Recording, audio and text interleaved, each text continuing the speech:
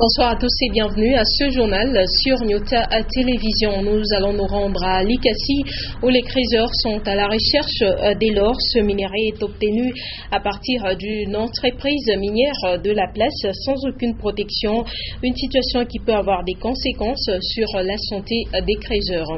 Et en sport, l'on note ce match nul entre le tout-puissant Mazembe Anglebert et le FC Saint-Éloi à Lupopo dans les cadres de la Lina Foot. Mazembe totalise ainsi 21 points, suivi des Sanga Balendi avec 20 points et 18 pour les cheminots. Voilà tout pour les titres. Bienvenue une fois de plus à votre journal. Depuis la tombée de première pluie à Lubumbashi, la circulation est devenue difficile sur plusieurs avenues. Chez les cas de l'avenue du Soleil au quartier Kisanga, ici la ligne des transports Ville-Lengue était sur le point de disparaître.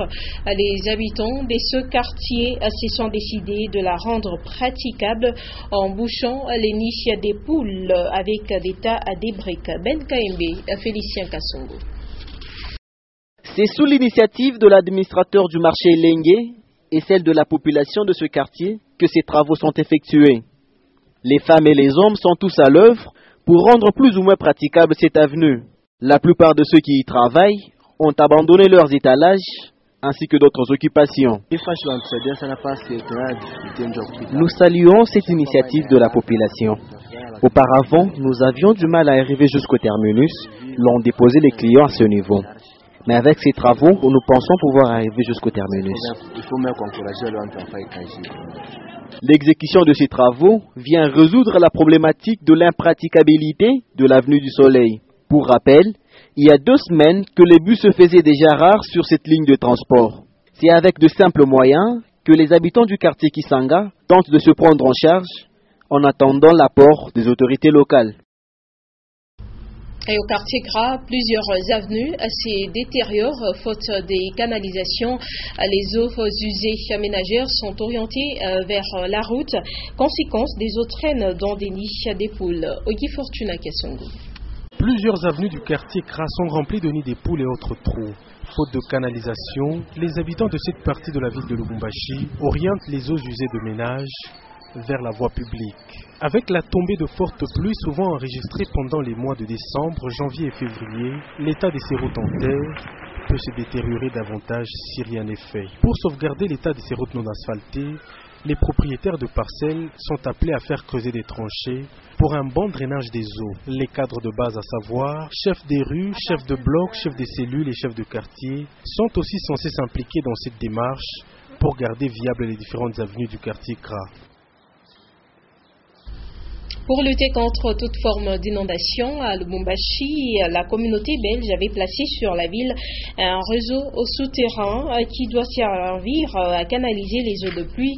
Mais malheureusement, le constat laisse à désirer chaque fois qu'il pleut abondamment sur la ville. Le manque d'entretien quotidien du réseau souterrain qui serait la cause directe du débordement de eaux de pluie à Lubumbashi comme partout ailleurs. L'exemple récent est celui de pluies diluviennes qui se sont abattues dans la nuit de mercredi à jeudi. Pour certains, ce blocage est dû au manque d'implication de la brigade d'assainissement. Cette situation est observable au croisement des avenues Lumumba, chaussée de Kasenga et Wantashi. Sur place, des flaques d'eau se multiplient dans tous les sens et ralentissent par la suite la circulation des usagers.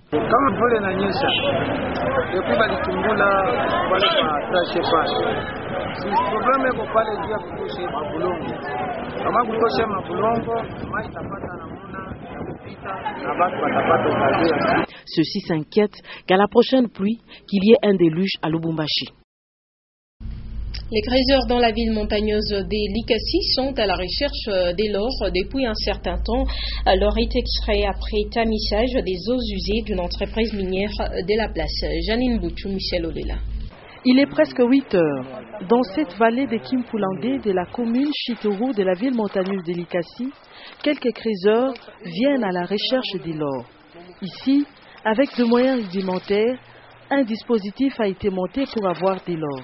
Les eaux usées de l'usine de la Gécamine sont récupérées à la main, puis minutieusement tamisées. Ces minerais peuvent affecter, dans la majorité des cas, c'est la peau qui est exposée, le plus grand organe de l'être humain. À côté de la peau, nous avons le système vasculaire, le sang. et ainsi que le tissu parenchymateux et les os. Donc ces minéraux peuvent affecter la peau, ces minéraux peuvent affecter le sang ainsi que les tissus parenchymateux, en bref, à côté des autres, mais ça peut affecter tous les organes. Pour les criseurs, l'argent passe avant la santé. Nous n'avons jamais enregistré des cas de maladie depuis que nous travaillons ici. La seule difficulté que nous connaissons est le manque de bottes. C'est pourquoi les pieds nous font mal. Selon les criseurs, ils parviennent à avoir par jour 4 carats qu'ils revendent à 8 000 francs, soit 2 000 francs congolais par carat. Une délégation de l'entreprise minière MMG à Kintsevere a effectué une visite de travail de 2 jours sur le site des Tenke-Fungurume Mining. Objectif, s'enquérir du savoir-faire des TFM dans plusieurs domaines, c'est notamment dans le développement communautaire. Enfin, Kibombe et Tiani Lunga.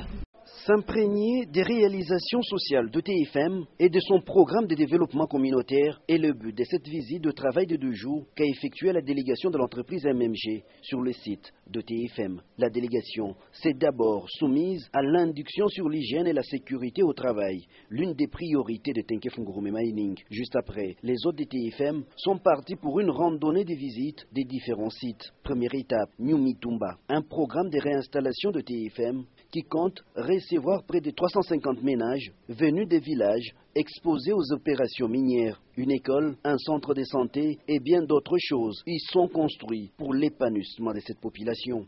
La délégation va également visiter la clinique de Tenke, construite et équipée par Tenke-Fungurume Mining. Ça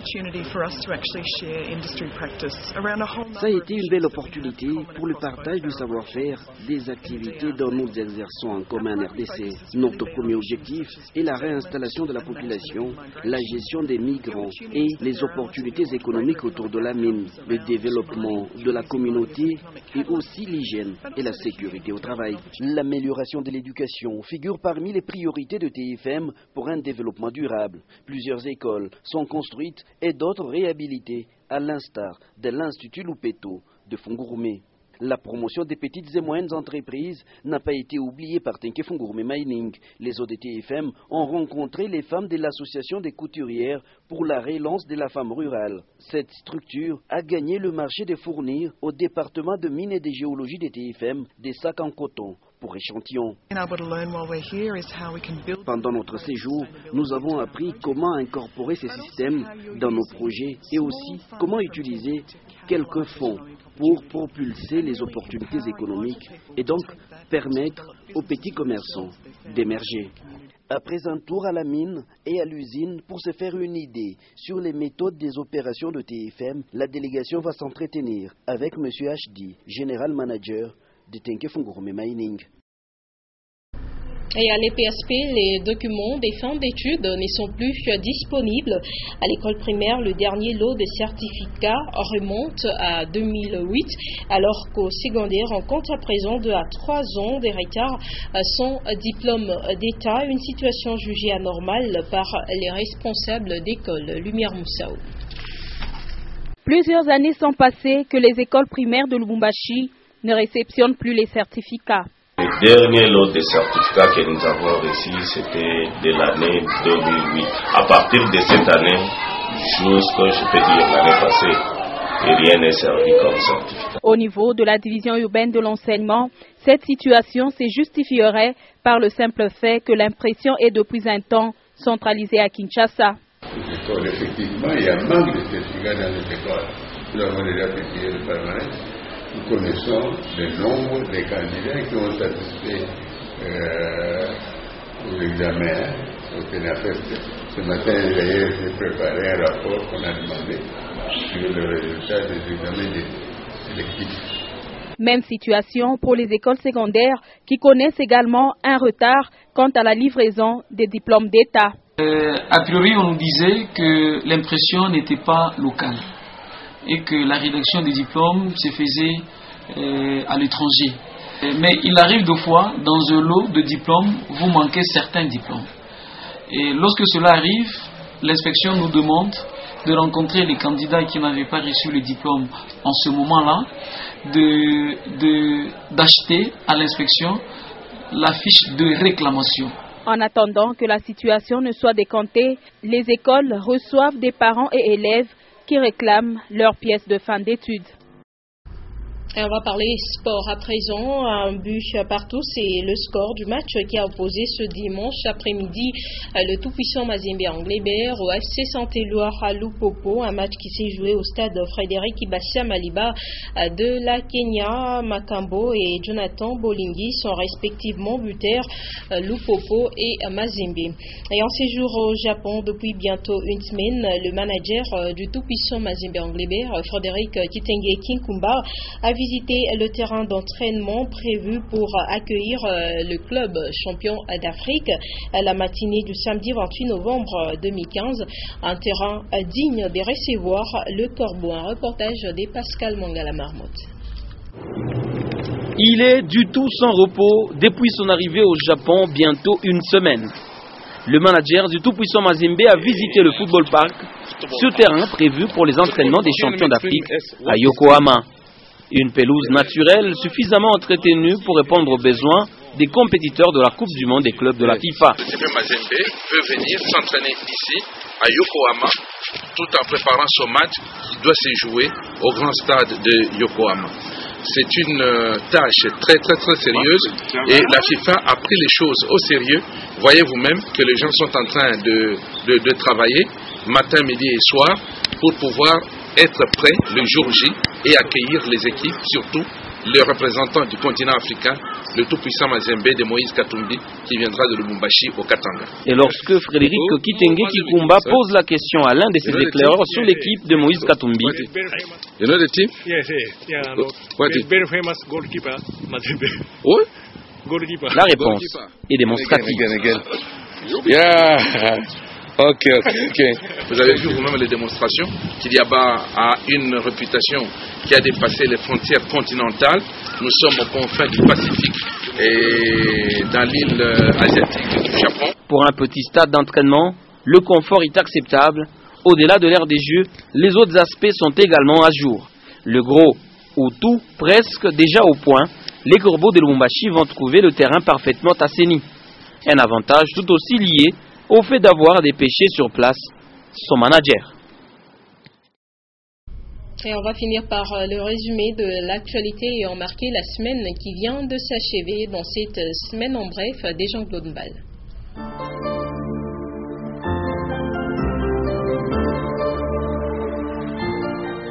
Mesdames et messieurs, voici les quelques événements qui ont marqué la semaine allant du lundi 23 au samedi 28 novembre 2015.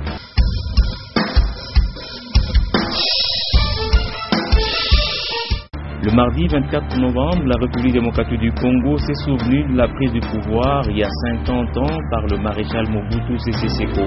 Pour les uns, Mobutu Sese Seko était un unificateur et un pacificateur. Et pour les autres, c'était un pilleur et un dictateur. Il a dirigé le pays pendant 32 ans avant l'entrée de l'AFDEL de Laurent Désiré Kabila en 1997. Et du côté de Tenke Fungurume Mining, les activités relatives à son implication dans les sociales de la communauté se sont poursuivies. Pour cette journée, ces agents ont procédé à la pulvérisation intradomiciliaire de plusieurs maisons des habitants de sa concession, une pratique qui a fait baisser sensiblement le taux du paludisme.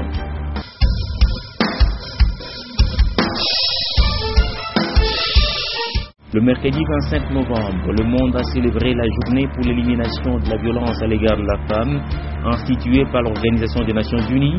Cette célébration a pour objectif d'attirer l'attention de l'opinion publique sur les violences perpétrées quotidiennement à l'endroit de femmes.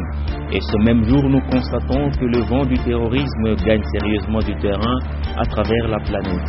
Et l'Afrique n'est pas épargnée. Le Nigeria, le Cameroun sont entre autres le pays touché par ce phénomène. Selon le professeur Haddad Adnan, c'est la conséquence des inégalités sociales et des frustrations.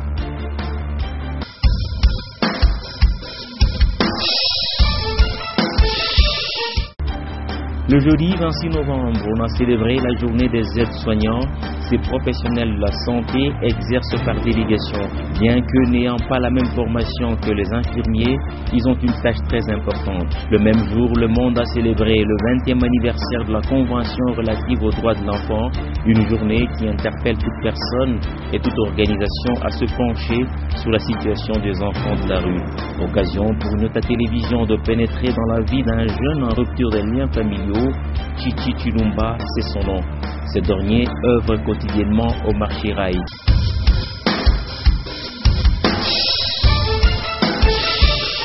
Le vendredi 27 novembre, le commissaire spécial du Haut-Katanga s'est entretenu avec le président des associations socioculturelles de la province. C'était en vue de faire l'autopsie du secteur culturel dans le Haut-Katanga. Et c'est ce même vendredi qu'il a échangé avec les acteurs de l'enseignement supérieur et universitaire de la province du Haut-Katanga.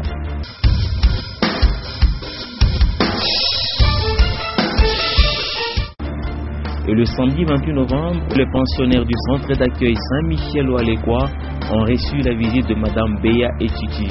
Au nom de l'amour du prochain, cette bienfaitrice leur a amené quelques vivres ainsi que des fournitures scolaires.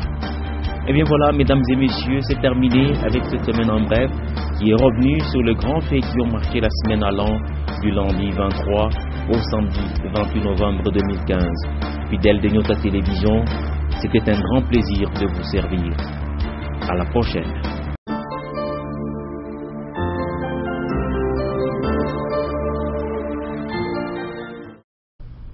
Voilà, c'est également tout pour ce journal. Merci à vous de l'avoir suivi.